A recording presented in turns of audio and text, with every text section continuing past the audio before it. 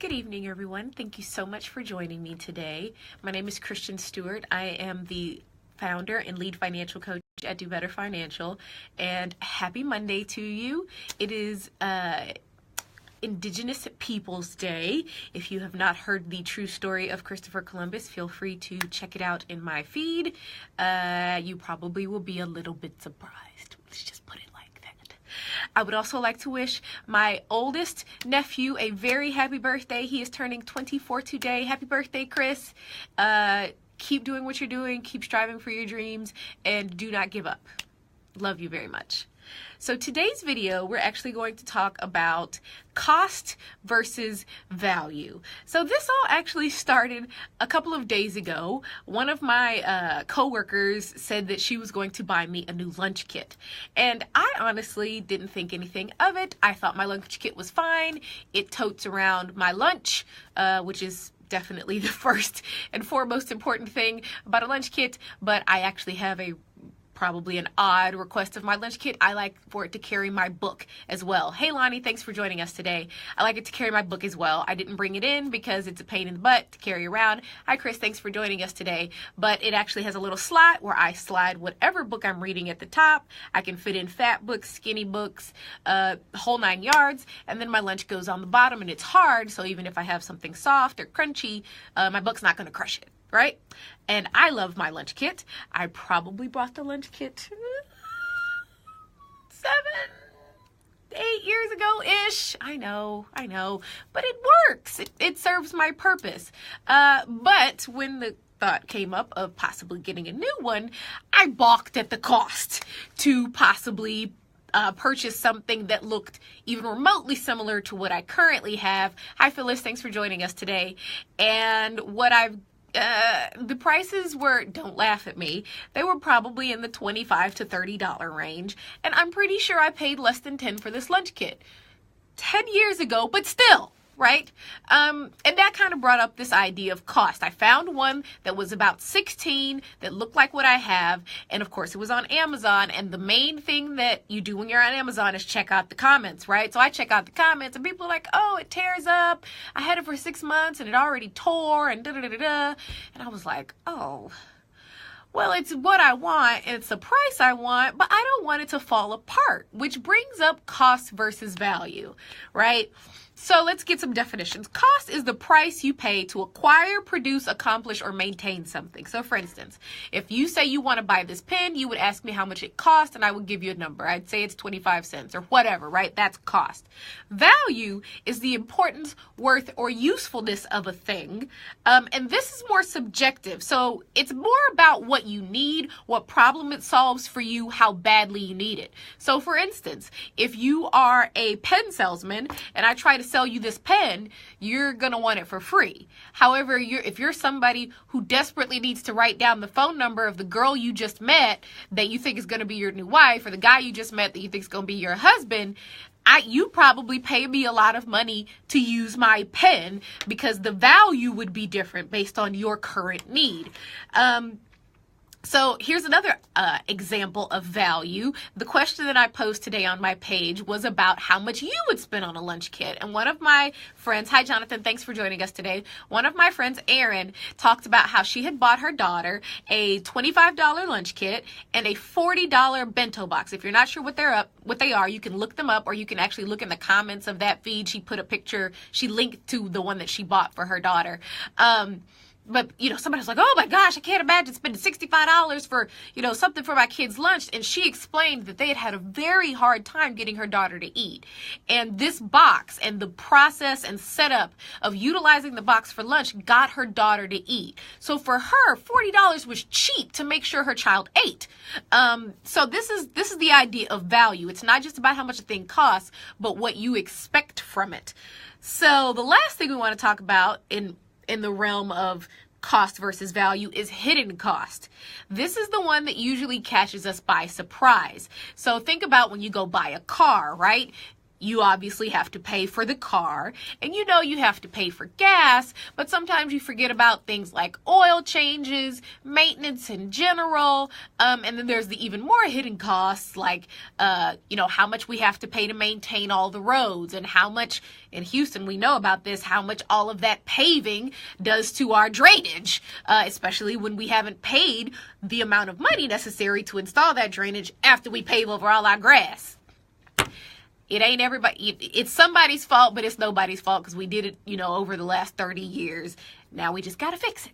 But that was a hidden cost back then. We decided to defray it, and now we pay for it now, right? So I'm going to give you a couple examples of the things that have hidden costs that we don't think about, kind of like paving over an entire city, right? So let's talk about cheap clothes. I had a friend in college, I'm not going to use any names, that used to always love going to buy clothes at places like TJ Maxx and Marshall's. And I don't think there's anything wrong with those stores in general, right? You can definitely find some good pieces there if you're willing to do a little hunting. But one of the problems that she would have is she'd bring home this great bag of stuff that she got really cheap, and then either it would, if she liked it, she'd wear it, and within a couple of months it'd have a hole in it, or it'd start pilling, which is those little beads that come up on your clothes. Guys may or may not know what this is. If you wear sweaters, you'll see it.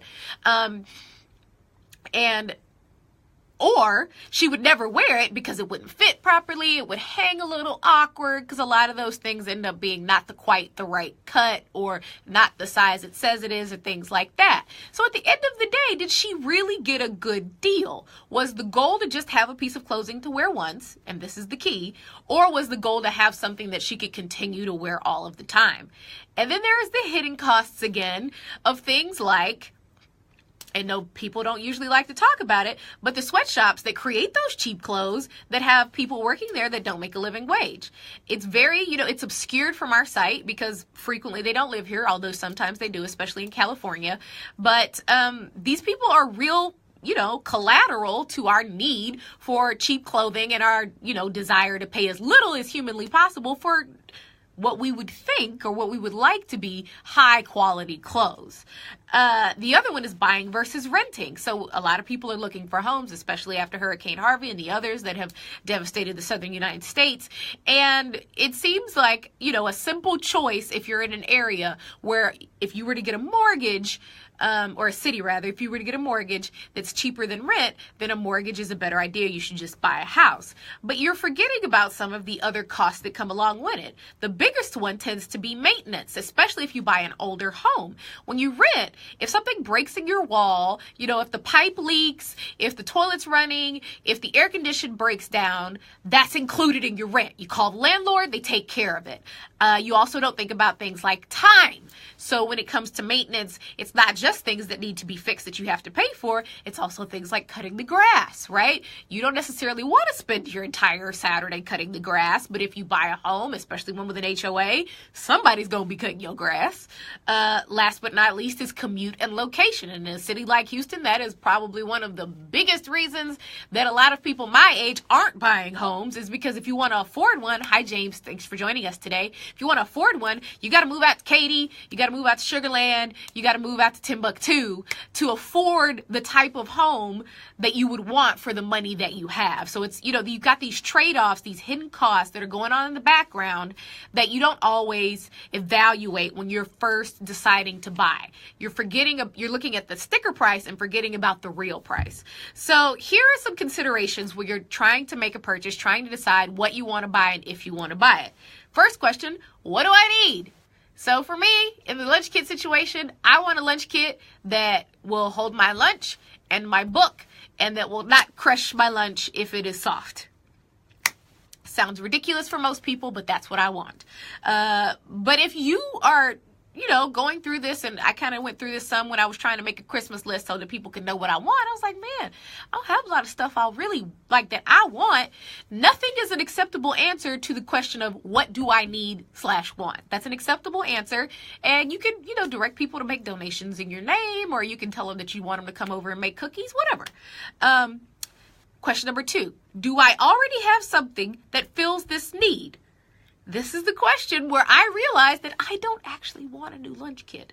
I would prefer to wait until it stops doing its job, because right now it does. Is it pretty? No, but it's not breaking anytime soon. The threads are pretty strong. I probably should wash it.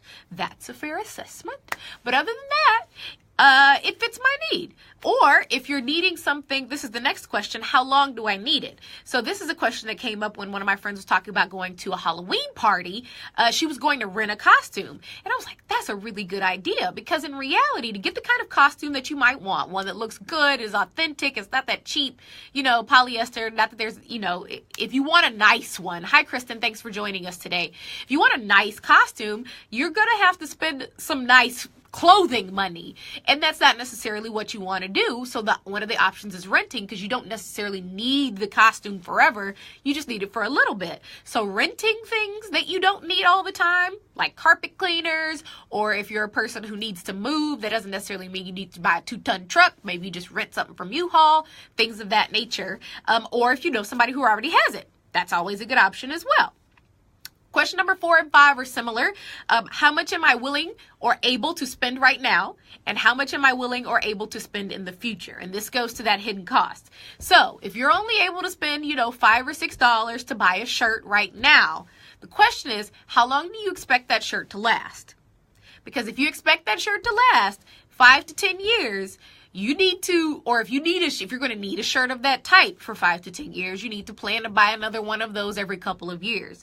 If you would prefer to just buy one shirt one time, you probably should spend a little more money, but that's going to depend on what you are able/willing to spend right now. So before you shop, before you decide, and this is for Christmas, this is for yourself, this is for whatever, you want to ask yourself these questions. What do I need? Do I have something that will fill the need already, or do I know someone else I can borrow it from? How long will I need it? How much am I willing to spend right now? And how much am I willing to spend in the future? So you may still buy your whatever it is after you ask these questions, but you're definitely going to do so intentionally and with a sense of purpose instead of just kind of, haphazardly. I want to thank you so much for joining me today. If you are interested in getting some help figuring out not just where you can spend more money, but if you want some help figuring out how you can move forward in your financial situation, if you're sick of feeling like you're a rat on a wheel, hi Raymond and Bobby, thank you for joining us today. If you're sick of feeling like a rat on a wheel, you're sick of doing the same thing over and over and not getting anywhere, please contact me at dobetterfinancial.com. You can check out the website, or you can email me at christian@dobetterfinancial.com. Thank you so much for joining me this evening. Everybody have a really wonderful night and stay safe. And again, I want to say happy birthday to Christopher John Sanders, otherwise known as Billaba. We love you. Bye.